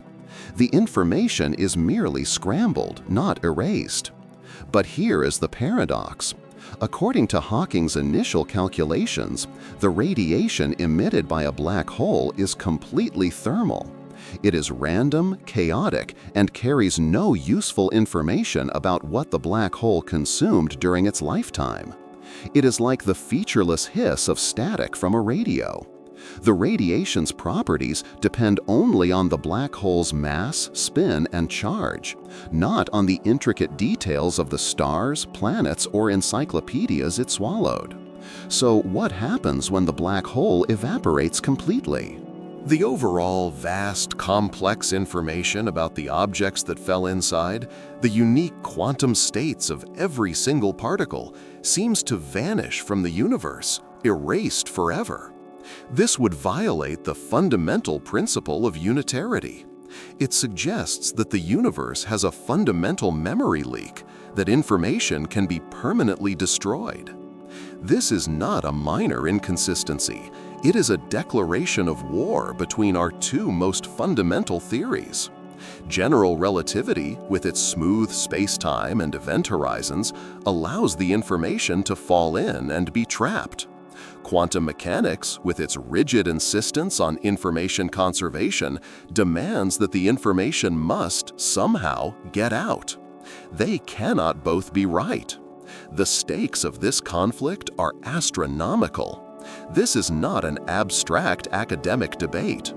The resolution to the information paradox is a critical clue, perhaps the most important clue we have, in the international quest for a unified theory of quantum gravity. If information can truly be lost in black holes, then quantum mechanics itself, the most successful scientific theory in human history, is incomplete and must be replaced by something more fundamental. If it cannot be lost, then our understanding of black holes, of gravity, and perhaps of the very nature of space-time itself must undergo a radical and revolutionary change. Solving this puzzle is to find the key that unlocks the next chapter of physics, and the competition to find it is as fierce and strategic as any arms race. The paradox only deepens the more we scrutinize it, pushing us into a realm where our deepest intuitions about reality begin to break down. The black hole information paradox is not just a single problem. It is a gateway to an even deeper and more bizarre layer of reality, one where the laws of gravity, thermodynamics, and quantum information theory merge in a stunning and unexpected way. The next critical clue in this cosmic investigation came from a seemingly unrelated question, a puzzle that arose from the second law of thermodynamics. This law, one of the most fundamental in all of physics, states that the total entropy, a measure of disorder, or more precisely, the amount of information in a system, can never decrease. Yet, a black hole seemed to be the perfect entropy-destroying machine. When a star, with all its immense complexity and information, collapses into a black hole, it becomes an object described by just three simple numbers: mass, spin, and charge. All the intricate information about its composition appears to be wiped from the universe, a flagrant violation of the second law. This apparent contradiction was first tackled by the brilliant physicist Jacob Bekenstein in the early 1970s. He proposed a radical idea. What if black holes themselves have entropy? And what if this entropy is not just a placeholder, but a real physical quantity? He went further, suggesting that the entropy of a black hole must be proportional not to its volume, as is the case for nearly every other object in the universe, but to the surface area of its event horizon. This was a profound and shocking shift in thinking. It was as if the information content of a vast library was determined not by the number of books on its shelves, but by the square footage of its front door. At first, the idea was met with intense skepticism, most notably from Stephen Hawking himself. The overall mood of black hole radiation not only confirmed that black holes have entropy, but also provided the precise formula to calculate it. The result, now known as the Bekenstein-Hawking formula, is one of the most important equations in modern physics. It shows that the entropy of a black hole is immense, far greater than that of the star that created it, thus preserving the second law of thermodynamics in a spectacular fashion. This connection between a black hole's information content and its surface area was more than just a solution to a thermodynamic puzzle. It was a map pointing toward an entirely new conception of reality. It gave birth to one of the most mind-bending and powerful ideas in theoretical physics.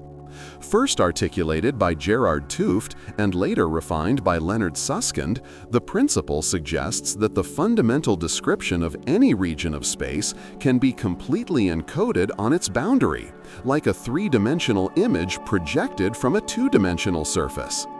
In this view, the universe as we perceive it, with its 3 dimensions of space, could be a grand illusion, a hologram projected from a more fundamental, lower-dimensional reality. The fact that a black hole's information scales with its 2D surface area, not its 3D volume, is the single most compelling piece of evidence we have for this astonishing idea. But understanding this principle in its entirety requires answering a critical question. What are the microscopic bits of information that are being stored on the event horizon? What are the fundamental degrees of freedom that account for this massive entropy? Answering this requires the holy grail of modern physics. The overall mood of black holes is smooth, continuous geometric objects, while quantum mechanics demands that, at the smallest scales, reality must be granular and probabilistic. To understand what the event horizon is truly made of, we need a framework that can reconcile these 2 warring descriptions, one that can describe the quantum structure of space-time itself. The world's leading theoretical physics programs are now locked in an intense, high-stakes race to develop this theory. The leading candidates, string theory and loop quantum gravity, offer tantalizing but incomplete pictures.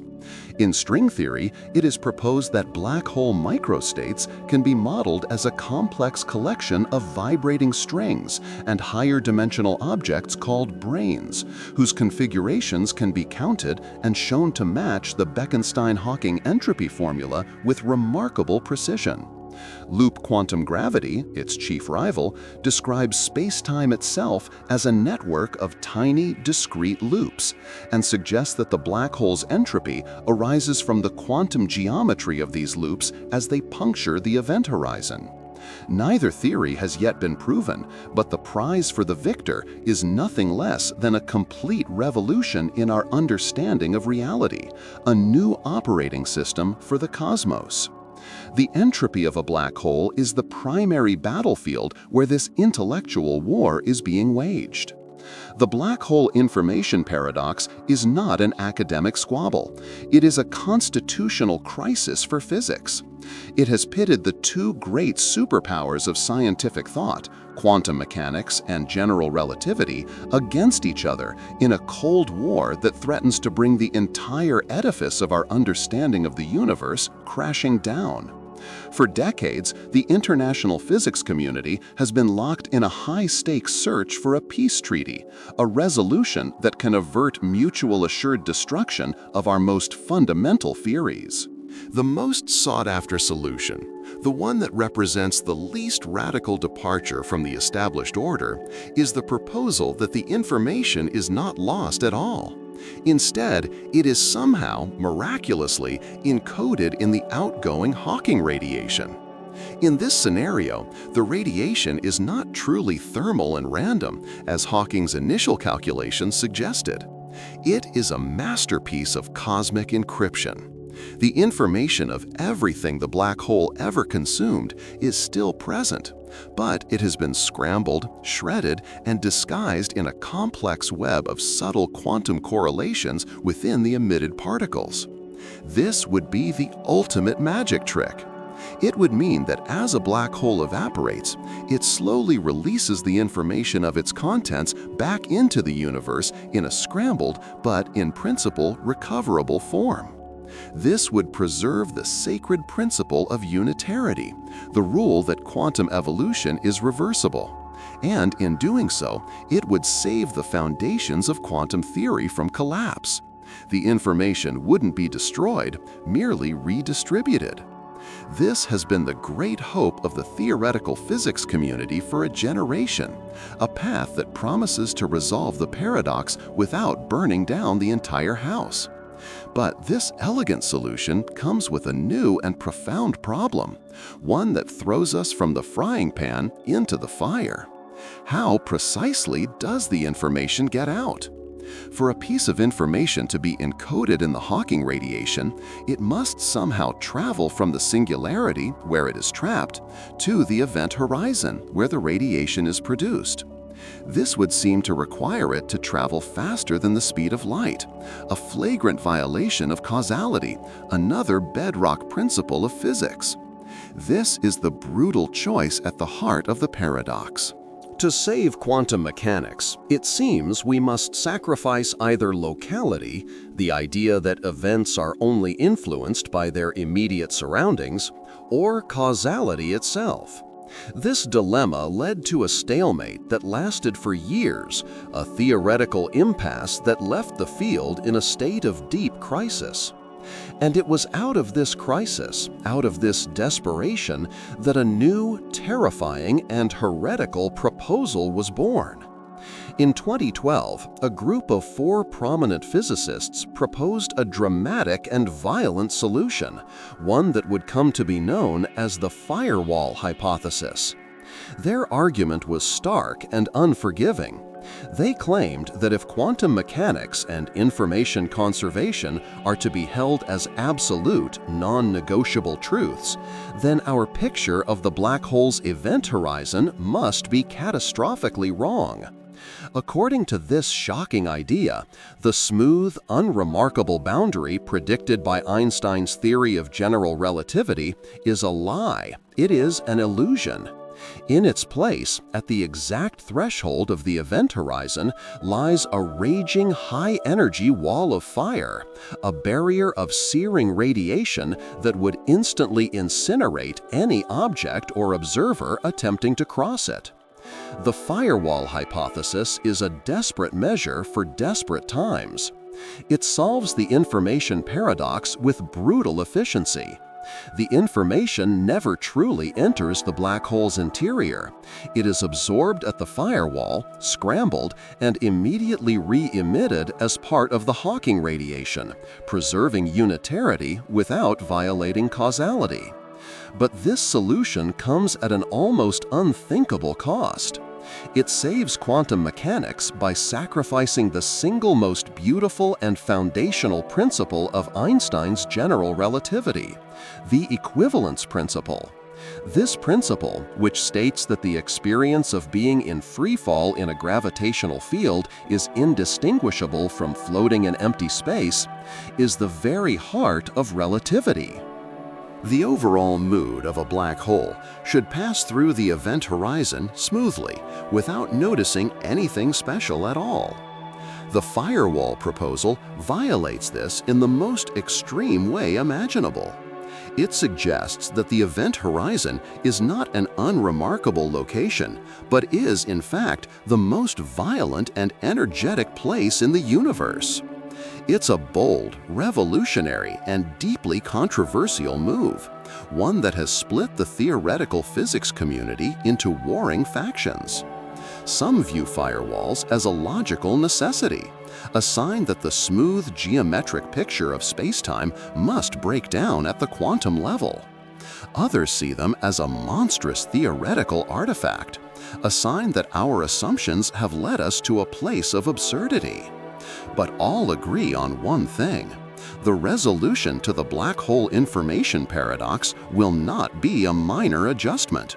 It will be a revolution, forcing us to forge an entirely new understanding of what space, time, and information truly are. Despite their profound mystery, or perhaps because of it, black holes have become one of the most powerful and indispensable tools in the arsenal of modern physics. They are no longer treated as mere astrophysical curiosities or the final grim endpoints of stellar evolution. They have been elevated to the status of theoretical crucibles, cosmic laboratories where the known laws of nature are pushed to their absolute breaking point and beyond. They are the battlegrounds where our most cherished theories are put on trial. In the intense gravity near a black hole's event horizon, the universe reveals its most extreme and violent nature. Time itself slows to a crawl relative to distant observers, and space is stretched and distorted into grotesque shapes. Tidal forces grow so powerful they can rip apart entire stars in a process gruesomely known as spaghettification, stretching them into long, thin streams of hot gas. These are the most extreme physical conditions the universe naturally provides, a realm of physics that can never be replicated in any laboratory on Earth. Studying black holes allows us to test the predictions of Einstein's general relativity in its most extreme and unforgiving regime, a place where the theory must either hold true or shatter completely. It also allows us to probe the very edge of quantum physics, the mysterious boundary where our current understanding of reality begins to crack and crumble. In this way, every black hole is a natural experiment, a proving ground where the fundamental conflict between gravity and the quantum world is played out on a cosmic scale. While we can never hope to peer beyond the event horizon into the singularity itself, we can meticulously observe the behavior of matter and light in its immediate vicinity. This is a new form of high-stakes cosmic forensics, where every photon, every gravitational wave, and every stellar orbit is a clue to the deep physics hidden within. At the heart of our own Milky Way galaxy, a monumental effort has been underway for decades to do just that.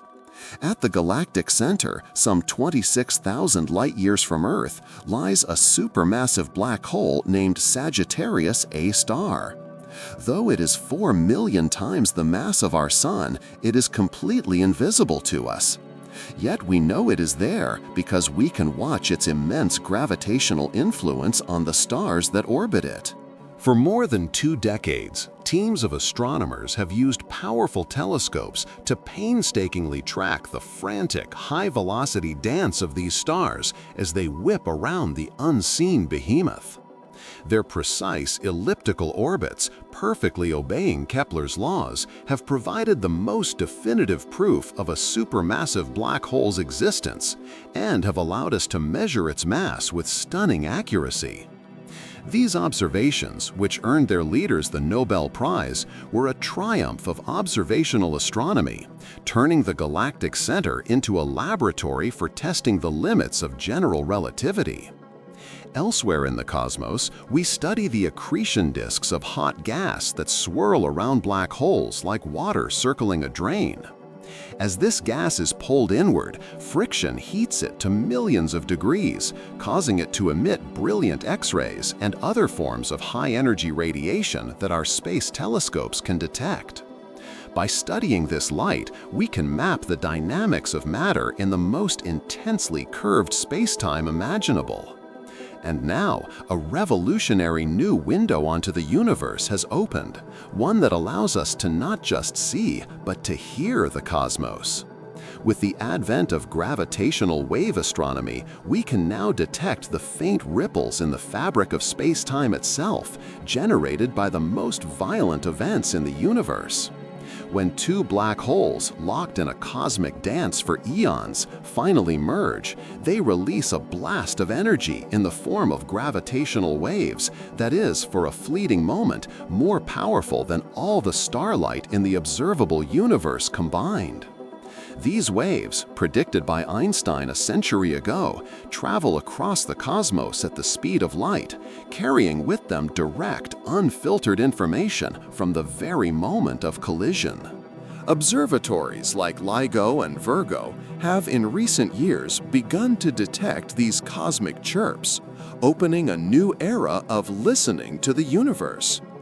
Each detection is a wealth of information, allowing us to test the predictions of general relativity with unprecedented precision and to probe the fundamental nature of the event horizon itself.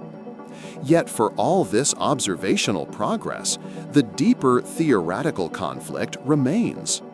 Black holes stand defiantly at the intersection of our 2 greatest but tragically incompatible scientific theories. The quest to resolve this incompatibility, the search for a unified theory of quantum gravity, remains the single most important and unfinished piece of business in all of physics. At the absolute heart of modern physics lies a deep and irreconcilable schism, a fundamental tension that has defined the frontier of science for nearly a century. It is a conflict between the two most successful theories in human history: quantum mechanics and general relativity. Each of these intellectual titans stands as a pillar of our understanding, tested relentlessly for decades and proven to be spectacularly successful within its own domain. Quantum theory is the undisputed master of the microworld, the strange and probabilistic realm of particles and fields where uncertainty and quantum fluctuations reign supreme. General relativity, by contrast, is the grand architect of the macro world, describing the vast cosmic structure of space-time and gravity, where matter tells space how to curve, and that curvature, in turn, tells matter how to move. For most of physics, these two empires do not overlap. But in the most extreme environments the universe has to offer, at the singularity inside a black hole, or in the first fiery moments of the Big Bang, their jurisdictions collide, and the result is a catastrophic breakdown of law and order. The elegant equations of one theory crumble into meaningless infinities when confronted with the framework of the other. They cannot both be the final word. This is the central defining challenge of our time, the problem of quantum gravity. The search for this theory is not a mere mathematical exercise or a quest to tidy up the loose ends of physics. It is an absolute necessity. Without a unified framework, we are fundamentally barred from understanding the origin of our cosmos, the ultimate fate of black holes, or the true underlying nature of space and time themselves. The overall most formidable unsolved problem in all of science, a quest for the single, self-consistent framework that can unite the quantum and the cosmic into a coherent whole. This is the modern-day race for the Holy Grail, an international intellectual arms race to forge a theory of everything.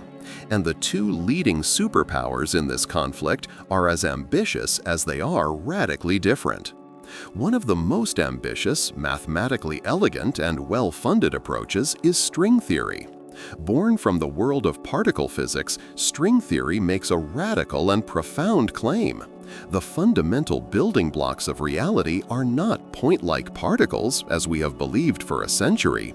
Instead, at the most elemental level, everything is composed of tiny, one-dimensional, vibrating filaments of energy, called strings.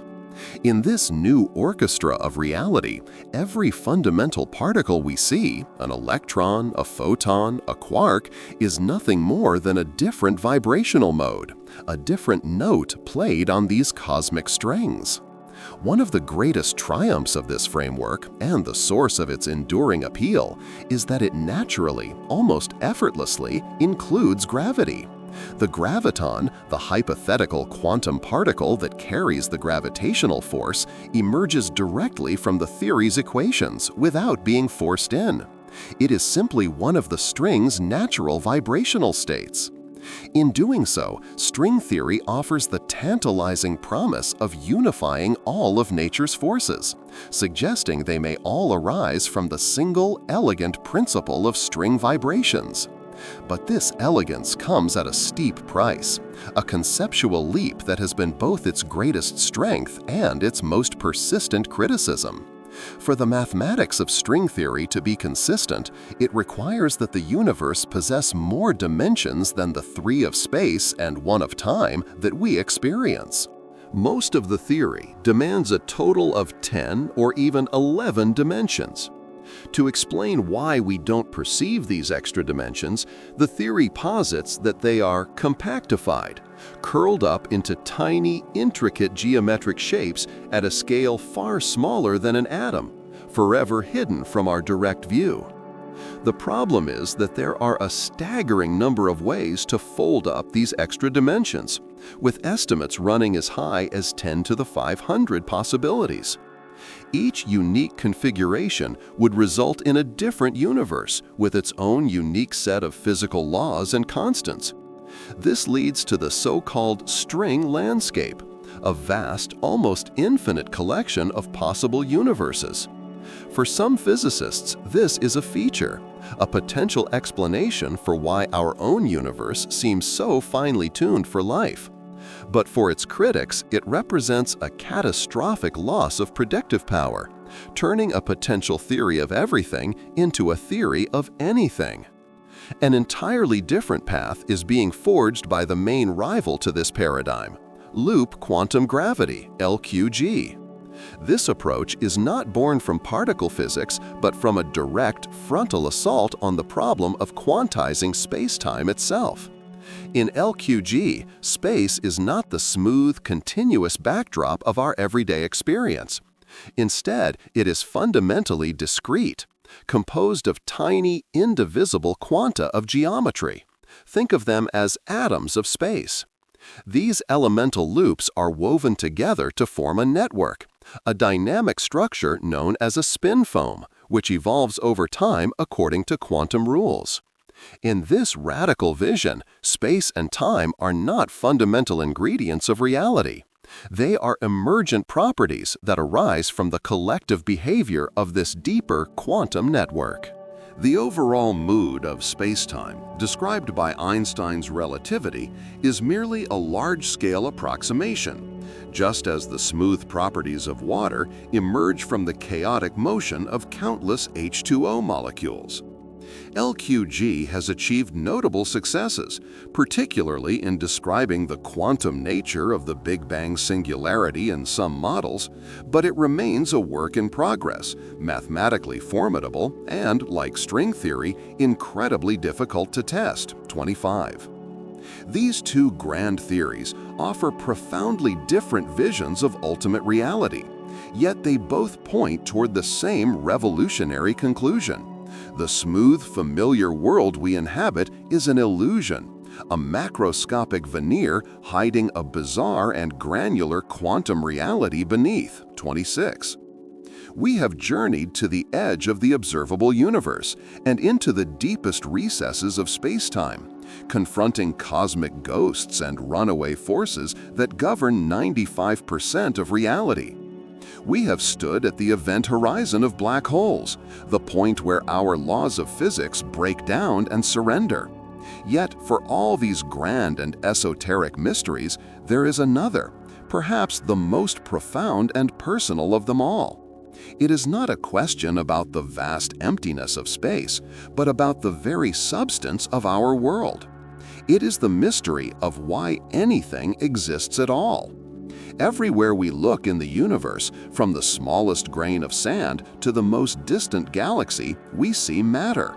It is the foundation of our reality, the stuff of stars, planets, and people.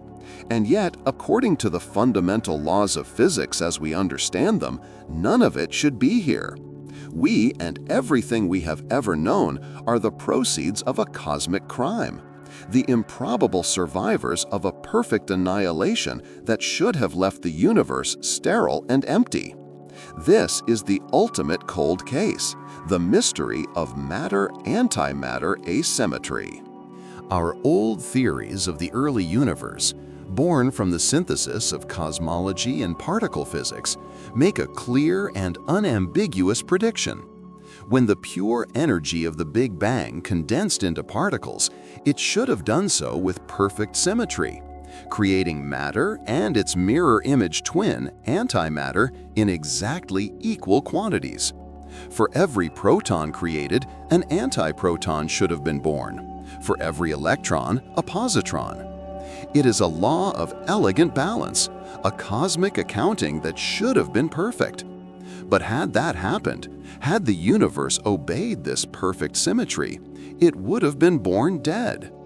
In the fiery crucible of the early cosmos, these equal populations of matter and antimatter would have immediately found each other and, in a flash of pure energy, annihilated, leaving behind nothing but a featureless, fading sea of radiation.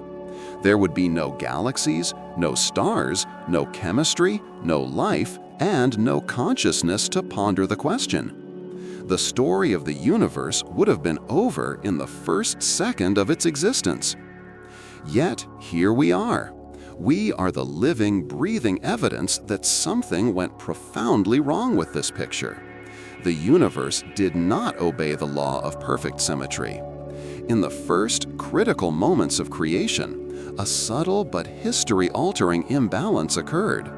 For every billion pairs of matter and antimatter particles that were created and subsequently annihilated, a single solitary matter particle was somehow left over. It was a minuscule rounding error in the cosmic ledger, a tiny 1 part in a billion asymmetry. But it was enough.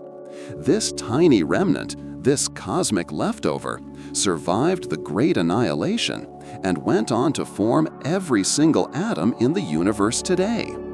The light from that ancient annihilation event is what we now see as the cosmic microwave background.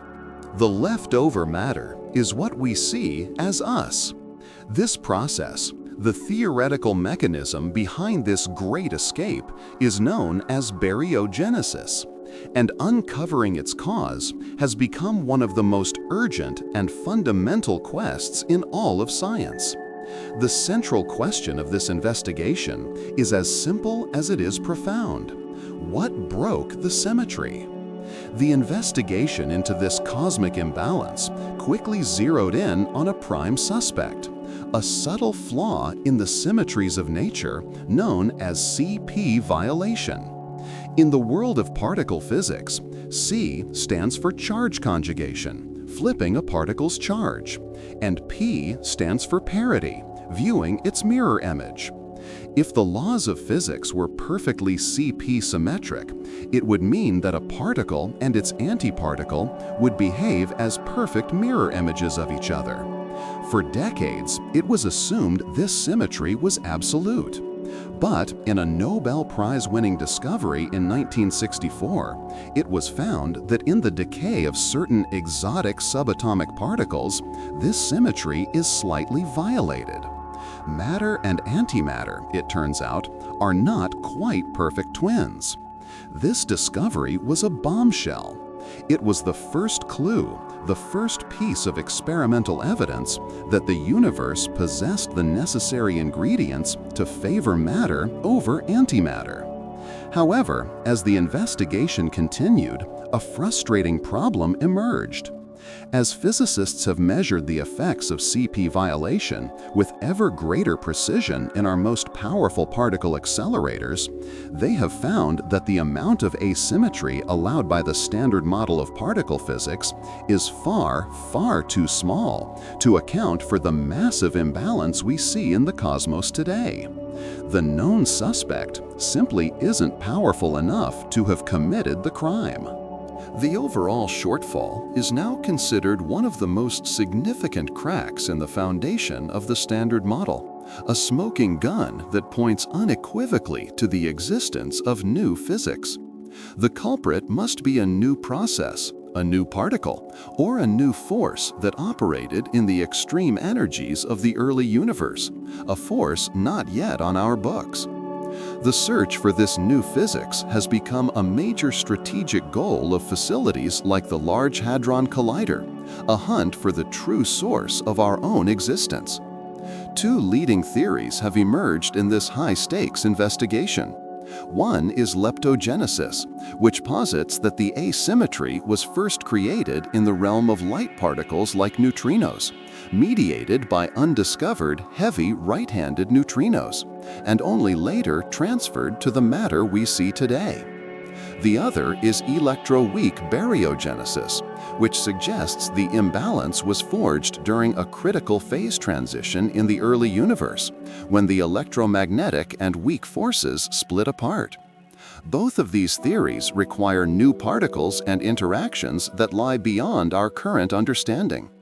The mystery continues, a stark reminder that we are the improbable children of a broken symmetry, the beneficiaries of a cosmic flaw that allowed something to survive rather than nothing. For all of human history, the word universe carried with it a sense of finality. It meant everything, all of space, all of time, all of existence, contained within a single, coherent, and knowable whole. It was the ultimate boundary, the final context for our existence. But in the grand unfolding narrative of modern physics, this foundational idea, this last bastion of cosmic certainty, has begun to fracture. A new and deeply unsettling paradigm is emerging, one that demotes our entire cosmos from a unique creation to a single, perhaps unremarkable, member of an unimaginably vast and diverse ensemble. What we call our universe may be just one bubble in an infinite cosmic ocean, a single grain of sand on an endless shore. Beyond the edge of what we can see, other universes may exist, each potentially governed by different laws of physics, shaped by different fundamental constants, and structured in ways we can barely conceive. Together, they form what many physicists now soberly refer to as the multiverse. This is not an idea born from science fiction or philosophical speculation. It is a stark and logical consequence of our most successful theory of the early universe, cosmic inflation. In the 1980s, cosmology faced a series of profound puzzles, critical flaws in the standard Big Bang model. Why is our universe so geometrically flat when the dynamics of general relativity predict it should be dramatically curved? Why is the cosmic microwave background so perfectly uniform in temperature across regions of the sky that, according to the standard model, should never have been in causal contact with each other? To solve these and other problems, a radical new theory was proposed. Inflation posits that in the first fraction of a second after the Big Bang, the universe underwent a period of violent exponential expansion, swelling from a size smaller than a proton to cosmic scales in an instant. This hyper-expansion, driven by the energy of a quantum field, would have smoothed out any initial curvature, stretched quantum fluctuations into the seeds of galaxies, and ensured a uniform temperature across the cosmos. The theory was a stunning success, and its predictions have since been confirmed with remarkable precision by satellite observations, making it a cornerstone of modern cosmology. But this elegant solution came with a startling and unavoidable implication, one that would forever change our place in the cosmos. In many of the most plausible models, inflation, once it begins, is very difficult to stop. It becomes a runaway, self-perpetuating process known as eternal inflation. The quantum field driving the expansion doesn't decay everywhere at once. Instead, it stops in localized patches, creating pockets of calm where the energy transforms into matter and a standard hot Big Bang occurs. These pockets become bubble universes like our own. But the space between these bubbles continues to inflate at a ferocious exponential rate, constantly creating more space and spawning new bubble universes in an infinite fractal-like process. In this picture, the Big Bang is demoted from the singular creation event to just one of an infinite number of local events, the moment our particular bubble nucleated out of the eternally inflating chaos. Our universe is no longer the whole story. It is a single, isolated franchise in a constantly expanding cosmic corporation. This demotion has profound consequences. Because the space between the bubbles is inflating faster than the speed of light, these other universes are and will forever remain causally disconnected from us. Light from these other realms will never reach us. No signal can ever cross the inflating void. This makes the multiverse hypothesis incredibly, perhaps impossibly, difficult to test directly, pushing it to the very brink of what can be considered science. For critics, this is its fatal flaw. Science relies on falsifiable predictions, on theories that can be tested against observation. The overall multiverse risks becoming a branch of metaphysics, an elegant mathematical story that we can never prove or disprove. However, its proponents argue that the multiverse is not a theory in and of itself, but a direct prediction of other testable theories. Inflation, our best model for the early universe, naturally leads to it. String theory, our leading candidate for a theory of everything, suggests a vast landscape of possible universes with different physical laws. If we find further evidence for these parent theories, they argue, we must take their logical consequences, including the multiverse, with the utmost seriousness. The idea is no longer a fringe speculation, but the destination to which our most trusted physical theories seem to be pointing. It suggests our universe, with its specific set of finely tuned physical constants, might not be special at all, but merely one random draw from an infinite cosmic lottery. The multiverse is not a single monolithic idea. It is a sprawling intellectual landscape of its own. Modern physics proposes several distinct competing versions, each emerging from different, well-established branches of theory. There is the inflationary multiverse, an infinite, self-replicating fractal of space-time, constantly spawning new bubble universes, each with potentially different physical conditions. There is the quantum multiverse, born from the many worlds interpretation, where every quantum event causes reality itself to branch, creating a dizzying web of parallel histories where every possible outcome is realized. And then there is the string theory landscape, where a vast array of possible configurations for hidden extra dimensions gives rise to as many as 10 to the 500 potential universes, each with its own unique set of physical laws. While they differ in their mechanisms, they all point to the same paradigm-shattering conclusion. Our universe and its specific laws may be the result of a cosmic accident. To many physicists, this shocking variety is not a flaw, but a powerful feature, one that may finally offer a solution to one of the oldest and most vexing mysteries in all of science, the problem of fine-tuning. When we examine the fundamental constants of our nature, the strength of gravity, the charge of an electron, the mass of a proton, the density of dark energy, we find that they are all exquisitely, improbably tuned to fall within the narrow, life-permitting range. If the strong nuclear force were slightly stronger, all hydrogen would have fused in the Big Bang, leaving no fuel for stars. If the cosmological constant were slightly larger, its repulsive force would have torn the universe apart before galaxies could ever form. This delicate balance has long puzzled scientists. Why are the numbers just right? The multiverse offers a stark and compelling answer: anthropic selection. If an infinite number of universes exist, each with a random assortment of physical constants, then the vast majority would be sterile, chaotic, and utterly hostile to life. But by sheer statistical chance, a few rare universes, like ours, would happen to have the right combination of laws to permit the formation of stars, planets, and observers. We find ourselves in one of these hospitable patches, not because it is special, but simply because we could not have existed anywhere else. Our existence is a form of selection bias.